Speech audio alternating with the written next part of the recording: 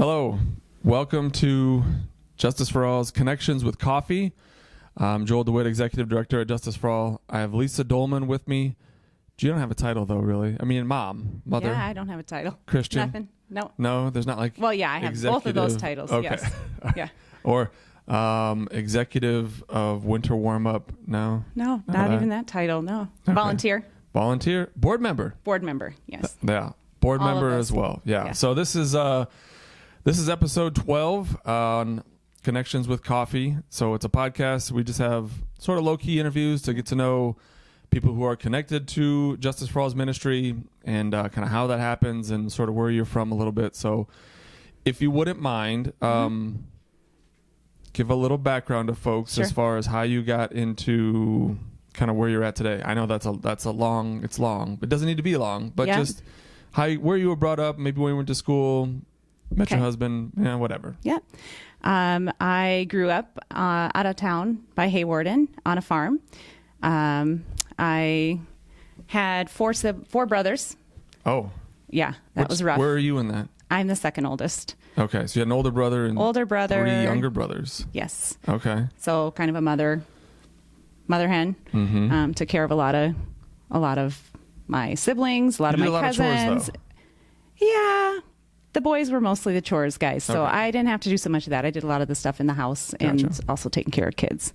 So I have a heart for kids. That started pretty young. I think that was something that God planted in my heart already way back when. Yeah. Like I said, I grew up by Haywarden on a farm outside of town. I went to Ireton Christian and I went to high school at Unity Christian in Orange City. I met my husband at Dort. All right. Yeah. Met a Canadian who needed a green card. There you go. He was looking for someone. He was looking for somebody to stay in this beautiful USA. Yeah. So we met and got married. Okay. Stuck around here. We lived in Haywarden for a couple years and moved to Sioux Center after that. We have 5 kids. It's a big number. That's a You big number. kids? Like Yeah. kids. He's a financial planner, All financial advisor. Yep. I stay home with the kids. So, like you said, I'm a stay-at-home mom. I graduated with a social work degree. Okay. So I did social work for a few years. Worked outside the house for a little while. Worked outside the house. All right. We had 3 kids and then got into foster care, adopted our 4th child out of foster care. Okay. And then our 5th child we adopted from southern Mississippi. Wow. So, yes, we have 5 children, all very different. That's a beautiful gamut. children. Yeah. Yeah. Yeah. It's amazing how you can have five kids in your home and they're all 5 unique, beautiful Sure. personalities. Yeah, I can believe that. They have their own way about them. They do. Some of it is Kids a will figure it reflection out. of yourself, which That's is awesome, interesting. right? Yeah. Yeah. And I've found as I also have kids, and I found out like I turn into how my dad was. Yeah. I don't know if you ever hear your mom come out when you're talking to Yeah, your kids. sure do. I'll start to say something. I'm like, Ooh. that was just like my Yeah. father. And I thought I'd never I ever didn't say wanna do that. I know, I sure do. but Yeah. And It I have a happens. beautiful grandbaby. I have a grandson. So, yeah, he just turned 1. Another so generation. That's pretty fun. All That's been right. fun. But we have gotten kind of involved in ministry work. My husband has always kind of had a heart for ministry. Mm-hmm. He was on the board for One Body, One Hope in Liberia okay. for Yep. quite a few years. Just has done quite a few different ministries. Cool. But not with One Body, One Hope any longer. Nope, he doesn't serve on that board.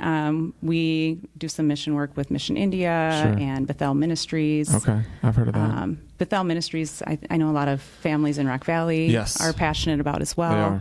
They are. So we've gone to Guatemala several Yeah, times. okay, Yeah. I was like, I'm trying to think of what Guatemala, yeah. middle American country was. Yeah. But We committed to taking our kids when they were 7th and 8th graders to Guatemala as a family. And so we've taken all of our kids to Guatemala.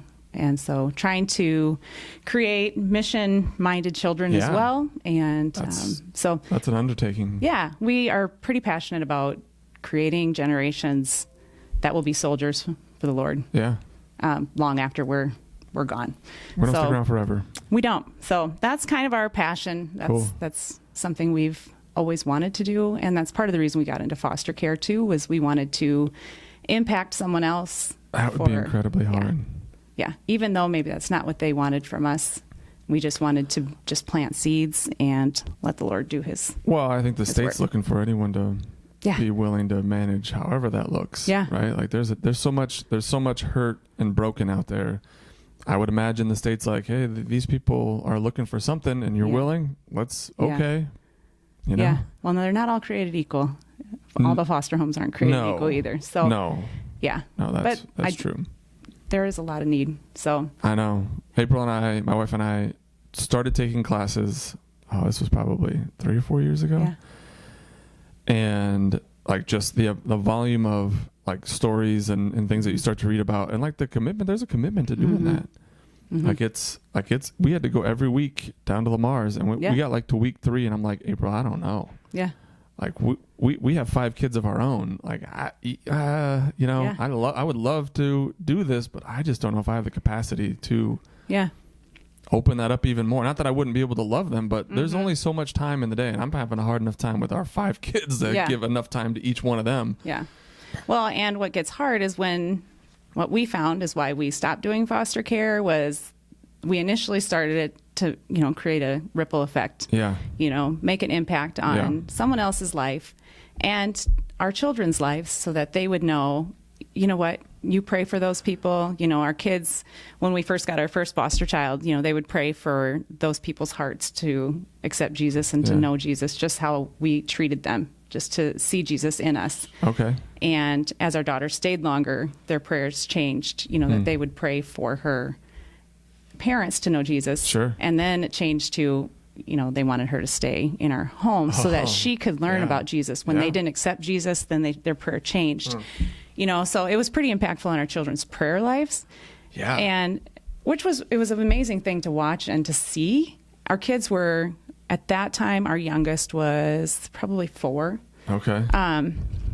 And when we took our last foster child, our 4-year-old, he just wept when one of our kids had to leave and go back home. Oh yeah. And that's probably, you don't think about that. Yeah, and we just decided, at that point, it was just too difficult emotionally on the kids' heartbreak when kids had to leave the house.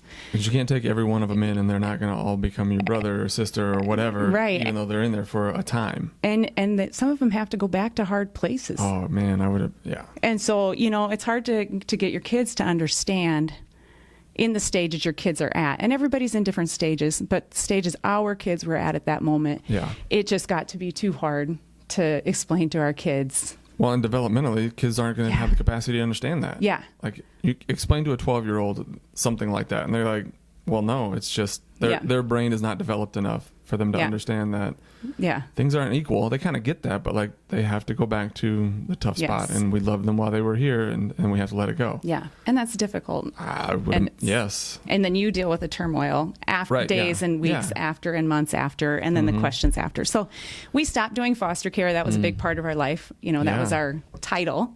For sure. For a lot of years, we were foster parents, and then we became adoptive parents, and then we decided we still wanted to make a difference. And we had a friend who was a social worker and just was part of our small group Bible study, and just kept saying there's a huge need for families that will take African American or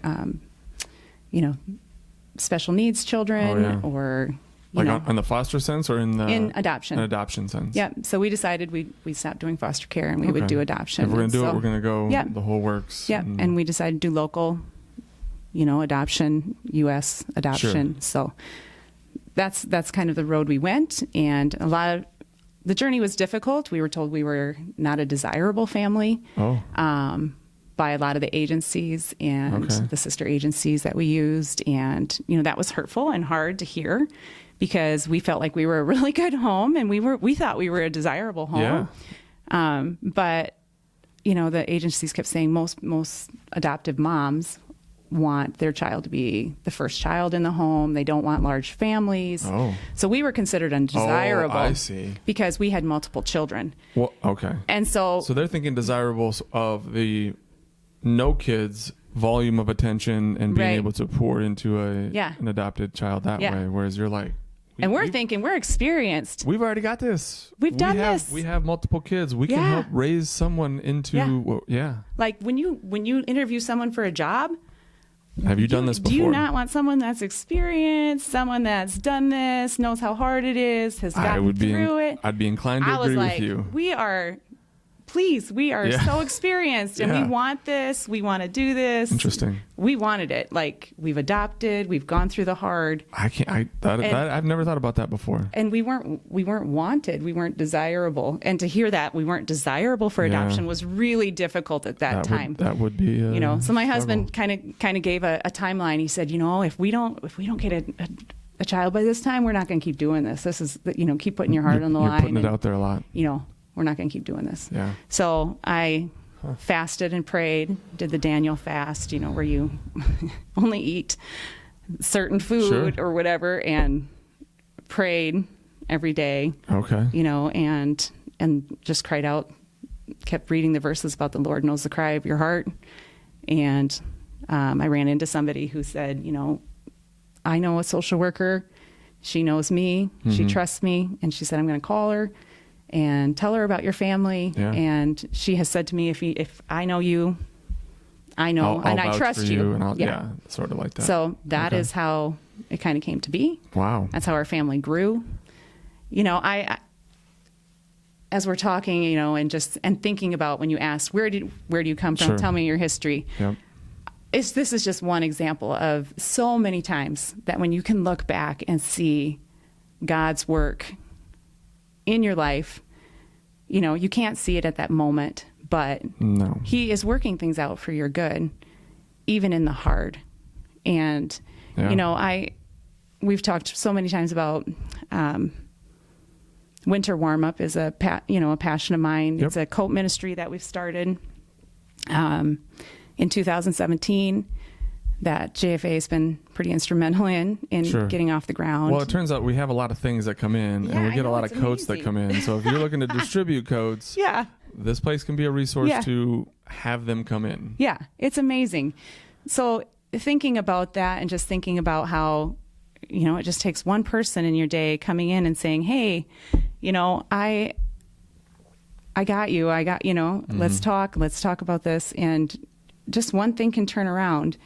I was thinking about that the other day, just kind of where Winter Warmup came from and JFA's involvement and kind of where I had been, years ago, how God plants seeds. Yeah. And we were talking about that earlier too, just how God plants little seeds in your life. And, even adoption, when I said Nick and I got married and we had 3 kids, well, we were told we weren't be able to have kids. So we had looked at adoption already then and kind of grieved not being able to have kids. So the Lord planted that seed at one time of adoption.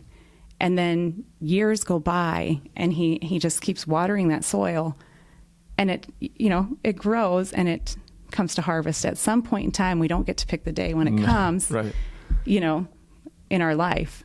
And so it's interesting, I think back to tough times in our life, when you talk about history. In 2017, we started this ministry called Winter Warmup, and really that was a seed that was planted years and years before. My husband and I lived on an acreage outside of town, and we had 3 kids at the time. Okay. And at that time, we had a business that we had started. And our intention in starting that business was like, we'll have teenagers someday. They'll work in this restaurant. Yeah. We were trying to kind of be proactive and think about, our family. Yeah. And the business failed. We had to pour money in and, you're trying to pay your bills and it failed. And there was a point in time that it was dark and you're trying to figure out how are we going to pay for this house, our mortgage and clothe our kids. Winter's coming. How are we going to feed the kids? Mm-hmm. All these things, they don't go away. It don't go away. No, and just because something didn't work out right. It didn't work, but you still have to pay your business, your employees, your business, and all of these things. And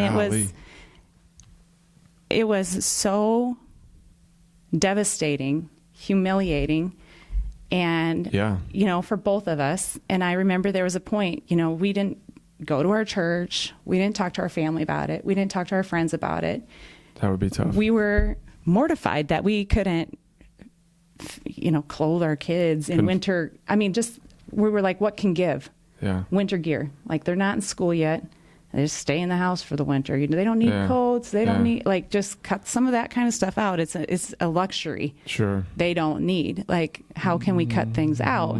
Right? So I think that's kind of where that seed was initially planted. I can remember that grief and that guilt. Sure. And then not sharing that need with other people. Right. Well, there's a pride part of it that you're like, I can't say it to someone else, because then it makes it more real. Not that you're already living it, and it's like, this is so hard, but it's so much easier to just not share any of that hard thing. Yeah. Well, you're embarrassed. For sure. Like, that's what I would be like. It would be embarrassing. It would be hard to say that to someone. Like, I'm not sure how we're going to make it. This business is not working out. Yeah. We don't have enough to make it go around. We need some help. Yeah. Like, that's just difficult. One thing is embarrassing, and then tack on 2-3 other things that are embarrassing on top of it. Like, it was just too much. And so, you kind of hide it, and you go in hiding. Yep. Well, we ended up selling our farm, moving to town. Yep. Then we moved to town again. We went back and forth. We've moved several times. Yeah. Fast forward a few years, we moved into a home that was just down from Promise Community Health. Oh, yeah. And when we moved there were moments that, you're driving back and forth and you see people, families, kids, sure, community members that are not clothed appropriately for the weather. Yep.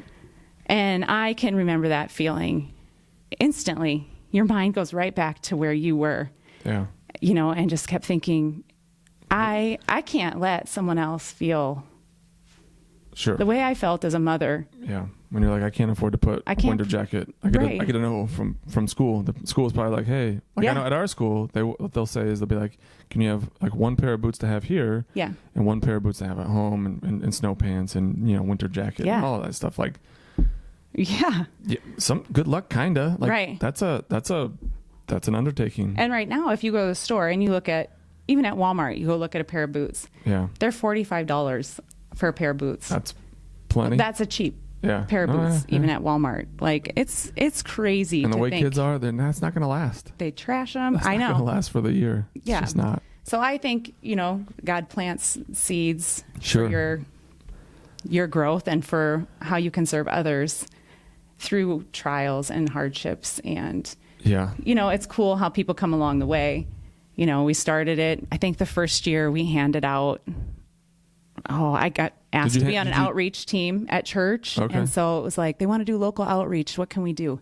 Oh. And it just kind of morphed into that. I talked to a couple people and it just, one person was like, well, we don't have the facility to store all these coats. We can't build up enough inventory to, really do these kind of things. And someone else is like, oh, we have broken coats coming in all the time, but someone's got to fix them. Somebody's got to fix them. Zipper's and got to then work. And we had somebody that would do that, which was amazing. But then, who's going to do this coordinating? And so things have to anyway, go our from group here to ended up doing it through church. And I think the first year we handed out maybe 350 items. Okay. And it was huge. Like, we thought that was huge. And that was big.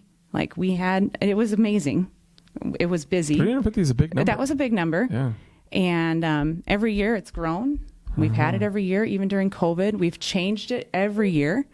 So it's been since 2017 was the first time you distributed? Mm-hmm. Okay. Yeah, that's the first year we distributed. I don't know. That's almost 8 years then? I know. It's crazy.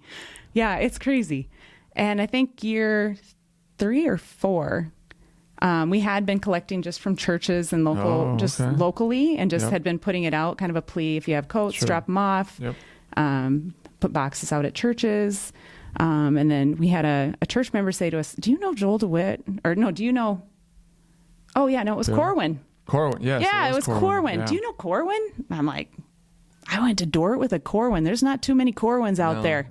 No. And I was like, yeah, I think I know who you're talking about. He's my cousin. Well, sure, I'll give him a call. I got a hold of Corwin. He was like, oh, we got coats. Yeah. I was like, this is amazing. Yeah. It was amazing. So that's kind of how it it got rolling, working with JFA, was the connection of a cousin, a door who was like, connection. Hey, about this? Yeah, and it's been amazing. And then COVID hit, and I know there were ministries you guys had sent coats to that couldn't take coats, and we had an overabundance of need. Sure. And you had an overabundance of coats that couldn't go places. Just put it together. So it was kind of a perfect storm in the midst of a disaster. COVID was something. It was. Yeah, it was something. Yeah, it was. Like I said, we've done this ministry so many different ways. We've held it in different places.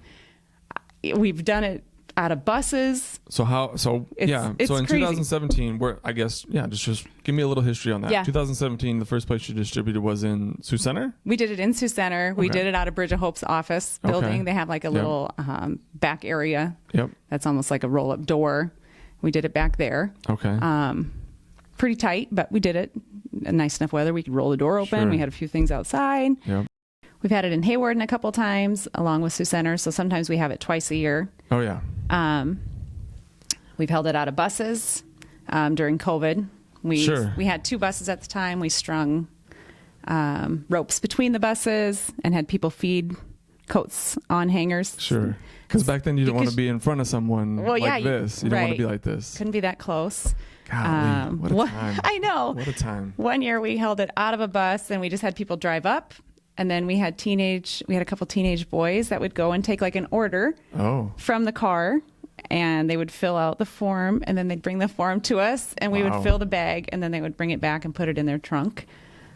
So we've done it. We've done it quite a few days. A little bit. Yeah, we've had to get creative every year. Yeah, and if you're gonna have 350 plus, however many jackets or whatever, you kind of need to have time to do that. Yeah. And it would, especially if it's not just a come up and pick one of something. If it's like I'm taking an order and we can't be near people, that would take a long time. Yeah. So we organize it. We have them all organized by size. We label them all. We take boots, coats, hats, gloves, snow pants, winter gear. Yeah. So it's quite a few items. Yeah. We've done blankets in the past. So it's pretty well organized, but it has grown every year in the amount of people that have come, in the amount of things that are gifted and given. Yep. And so the last few years, we have held it at Kinsey Elementary in their gymnasium. And we have had it typically on a Saturday for 3 hours.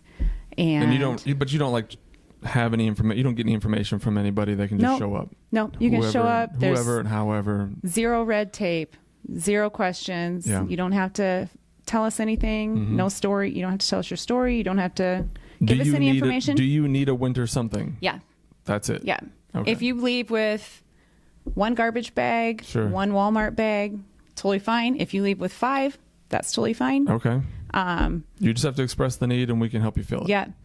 So what we have tried to do, and the high school has helped us out quite a bit with that, is get some interpreters. Yeah. So last year they came with 18 interpreters from the high school. Wow. And then we had a couple other community members that also volunteered that were interpreters. And so last year we had it that the interpreters would go around with people, and then we'd also have people stationed at tables that would help kids try on coats or adults try on coats. And then the interpreter would also interpret, Sure. Kind of how things were going. Last year, the doors opened at 9, and at 8:15, we had about 130 people in the lobby waiting. Oh. So the need is gigantic. Yeah. I think we probably hand out items, probably 8,000 items a year. Sure. Between the distribution or just getting contacted privately. Yeah, when they're like, hey, I have this need. And they're like, okay, They can find us on Facebook, so people will contact us separately. And then we also help with the Promise Flu Clinic a couple times in October. All right. Don't need to have a vaccine. Don't need to get a shot to come up and get coats. Have a coat. But don't need to get a shot. At the flu clinic, we just do coats and hats. Okay.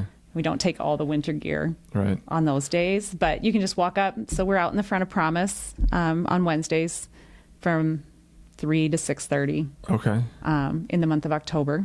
And so we're out there. Yeah, that would be a lot of items, I would imagine, that would get distributed too. I think last year on any given Wednesday, it was between 350 and 500 coats. Wow. That went out every week. That's a lot of coats. So I know, it's crazy. And then we also leave containers at Promise in their conference room. Sure. For the social worker to give out all winter long. Okay. And we just leave different varying sizes there. And so as she has families come in, then she can also distribute coats.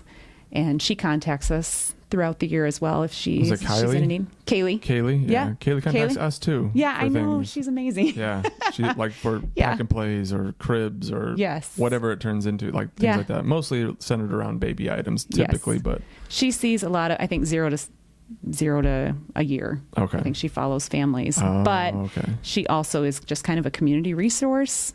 For sure. She speaks Spanish as well. And so she interprets for us at the distribution too. Handy. Yeah, she's amazing. So when you say we, I wanted to get to this a little bit. Sure. When you say we would distribute, like how do you have a board?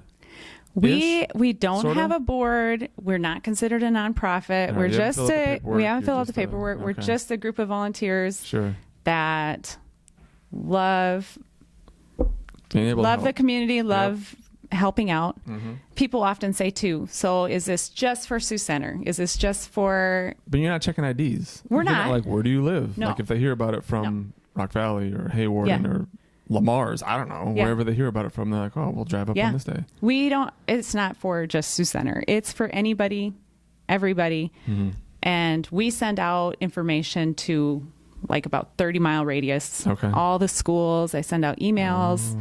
I send out emails to like helping agencies. So really, everybody should hear about it. We put it in the shop. I mean, we try to get it out as much as we can. We have a Facebook page.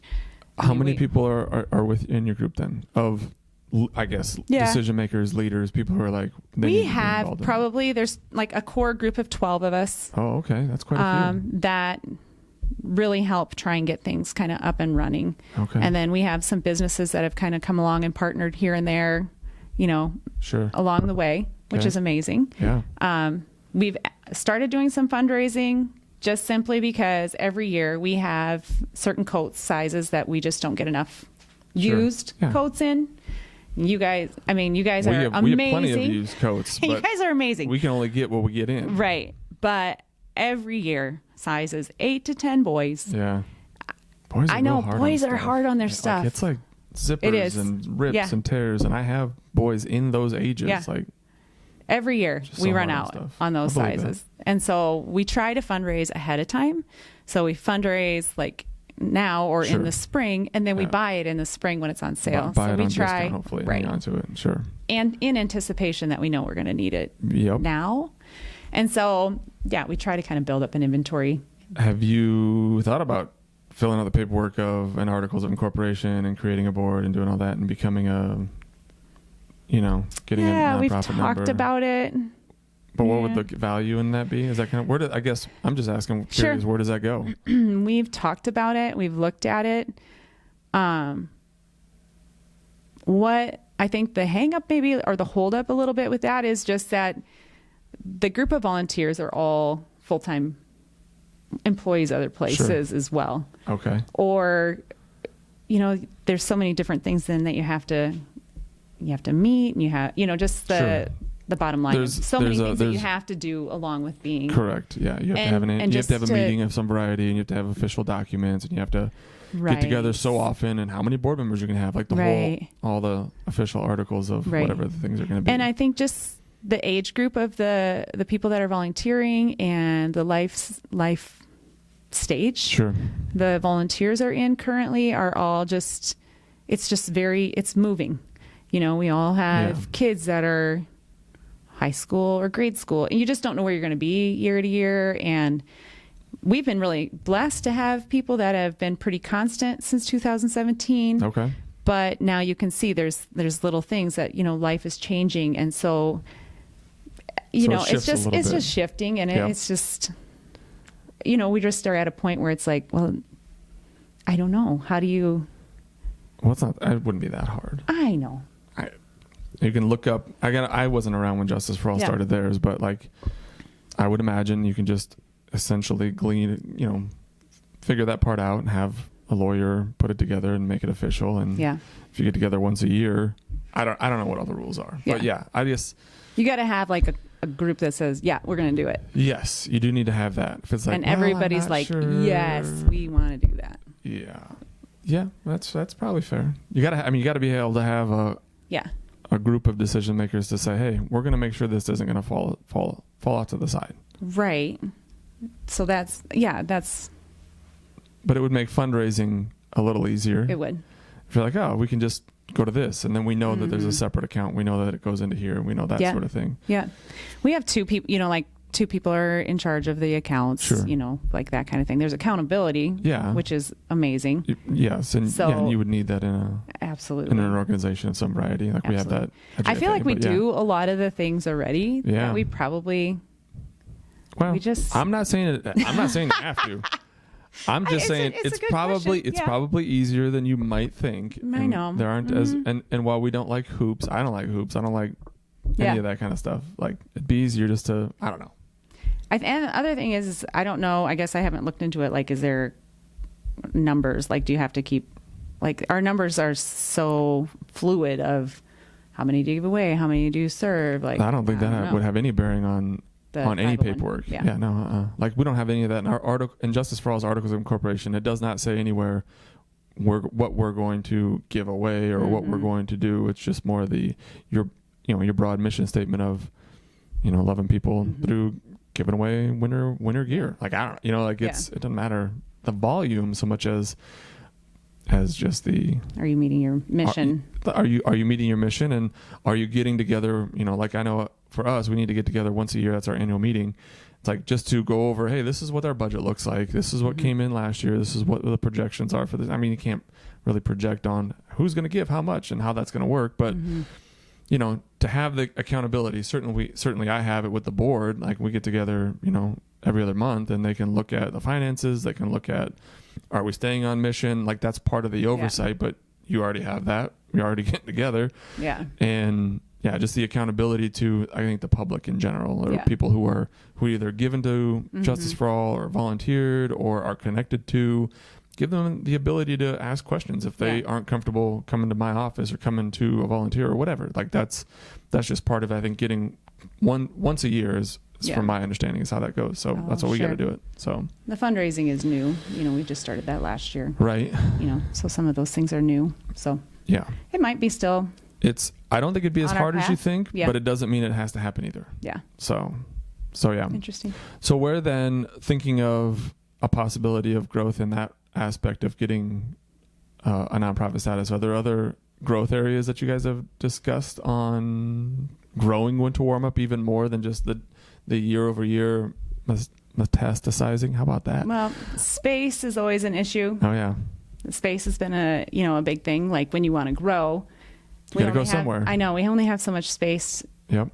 So then we've had to limit what you can take, or what you have to be pretty specific. At one time we were taking sweatshirts, and because teenagers wear sweatshirts instead of coats. Yeah, they don't wear coats. So then you start getting all these gray areas, and you're trying to meet needs, but you're creating gray lines. Yeah. So we've had to say, well, we only have so much space, and we have, but it continues to grow. Yeah. So we run out of space pretty quickly. JFA this year we got a trailer full of those things. Yeah. JFA has been amazing with our ministry. They have found ways to just step up, step in, help us figure things out. Yeah, But I think that's part of what the ministry's identity is. Like, I don't know how many times I can say conduit through which good things happen, but that's how I see it. We have space, we have trailers, we have those things that people can donate stuff and ways to get things sorted and distribute it out to different areas around the country, but also locally. And this is the way that happens. And just to have, we have the trailers, we have the space. Yeah. If it's tied up for a while, no problem. We know that it's going to be used for something good. Yes. And that's really all that I feel good about. Like, I can't control some things, but if I know that someone's going to want to use it for good, sounds like a great idea to me. Yeah. You know, whether that's housing things for Ukraine and setting up a shipment that way. Like, we didn't go out fundraising for Ukraine, and we didn't do anything except just we're the ability to have a warehouse and house things and load things. Like, to me, it fits into what the ministry is. And I have seen that, and as a board member, I love that about JFA, is when someone comes with a need, you brainstorm, you think about it, you're like, oh, well, we have a trailer, we have extra boxes, you know, and it's kind of like, hey, we could do this, and let's do it. Like, you run out of space in your shed, let's try and come up with a plan to do something different. And it, you know, just to come up with ideas and to see the need and just not say, sorry, that's your problem. I guess we're just gonna have to ship them out somewhere else, but to still say, we know the need is here in our community, especially this year. Again, I think is going to be a huge need for the winter with cold, the disasters, with the floods, in floods from Hayward and Rock Valley and Rock Rapids, and you know, even Spencer. You know, I don't know what's all being done there. I mean, people drive really to the coat ministry from anywhere, and people come to Promise from. That's true. They come from ways away. Quite a few different communities, even farther than we probably realize. And so I just think, and we saw that after COVID too, like the disparity at the coat distribution was actually quite crazy. Sometimes it feels a little crazy because people are sometimes it gets a little chaotic, okay, where just you're relax, it's a little crazy. Relax. You know, you try and explain, we have plenty, but I've never felt the disparity of not having anything. And so, you know, you try and come in with some grace too, but realizing that it is going to be a tough year, and knowing like JFA's partnership and saying, we have this, we'll help you. Let's figure it out. We know it's going to be a need. Let's work it out. And then having someone that will say, hey, you know what? I can drive the trailer to the distribution center, or, you know, when you distribute, distribute that day. Let me do that for you. We can help arrange that. Right? Sure. Like saying, yes, there's a need here. Let us figure out how to help you. And I have found, being on the board, I've seen that so many times with JFA, whether that's through the flood, whether that's through transitional housing, saying, hey, there's a need. Let's figure out how we can come alongside our community. Because I think for myself, looking at where I thought JFA was before I was on the board. Well, if you don't mind. Sure. Yeah. What did you, before you became on the board, or before you were called Corwin or whatever? Right. I think. What did you know about this ministry? Did not really know a lot about JFA. I had family members that lived in Rock Valley. I know we've talked about JFA before. I kind of had maybe a misunderstanding of what JFA was. Okay. I personally thought it was a center that shipped things out and didn't really do a whole lot locally. Yeah. So I really did not understand. So when I got asked to be on the board, I thought, ooh, I'm not sure what I'm getting into. I'm a local, I love ministry. I love all kinds of ministry, but I was in that point in a local, passionate about local ministry and helping our communities. So when I got asked to be on the board, I thought, oh, this is going to be kind of a stretch for me. I'm just going to sit and listen and just kind of, take it in.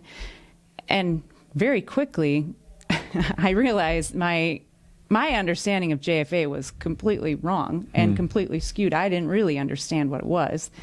And I hadn't done any research. I just was taking what I thought and just making it up in my own mind. I didn't really understand it.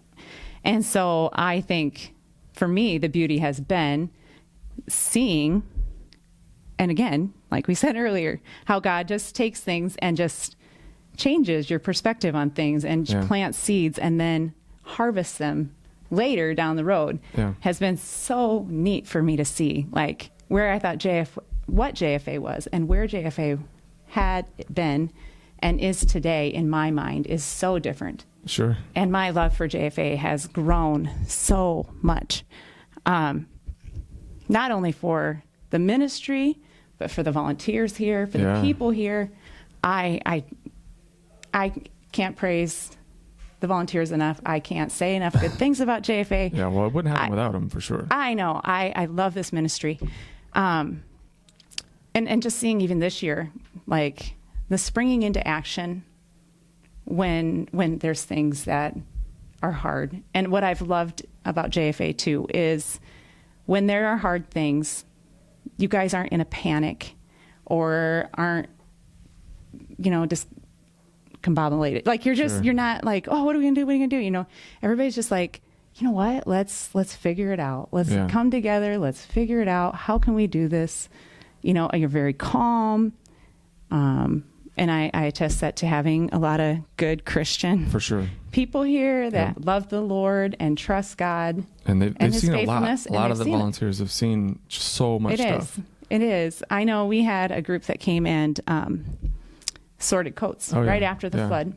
And it was literally 3 days after the flood. And one of your volunteers who had lost things was here the same day. Yeah. And it was kind of like, what are you doing here? You have a flooded home. Like, why aren't you at home taking care of your things? And he was here to help us, sort. And it was just, I don't know. It was a realization that so many of your volunteers and JFA's heart is a ministry for others and thinking about others and putting yourself second, and putting Christ first and putting others above all else. For sure. And it's been beautiful. So it's amazing. I don't know. Can't say enough good things about JFA. Yes, that is certainly one of the focal points of the ministry is trying to help people understand that it's not just things that get shipped to other places. It's not just things for certain people, but trying to figure it out and knowing that, hey, this ministry was planned and been organized long, like before I was born. Like it's been around, and it's been being cultivated through a lot of work and a lot of prayer and a lot of, heart from other people before me and before some of the volunteers here. And they just to see folks that have come along and to continue that on and stay in, to grow the ministry in ways that I feel like it needs to be, both locally and nationally, and things that are, the ministry is called to do is what we try to stay on task with anyway. So there's a lot there. I know there's a lot there. I think that's the amazing thing with the flood stuff too, is that JFA and now our churches have become a familiar name and a thing, maybe amongst people that weren't familiar with that before. I'm hoping so.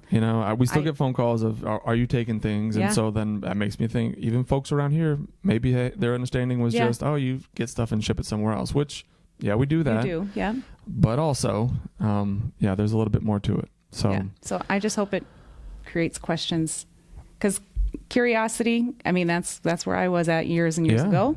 Yep. And so we can all learn something. So absolutely. Definitely ask, because there's a lot more there than just shipping stuff somewhere else. So it's beautiful. It is. It's great. And looking back on in my time with the ministry and time before that, and I would imagine, people who've been around it a long time look at it and go, golly, did you ever think? Yeah. Like, I got to figure like, whether it's Pat or Pastor Dan or whoever it is that's been around, like, did you ever think that it would turn into something like this? Yeah. Like, I think it's kind of cool to have folks who've been around that long look at it and go, I did not in my wildest dreams that I think something like this was going to continue into something this way. So that's kind of fun to be a part of. Yeah. Honestly. It's amazing. So, do you want to give the Winter Warmup distribution date? Yes. Is that on there? Yeah. That's all, you have that somewhere, right? Yes. I think I saw it somewhere. It's October 26th at Kinsey again, from 9 to noon. All right. And then we also are doing the flu clinic walk-ups as well.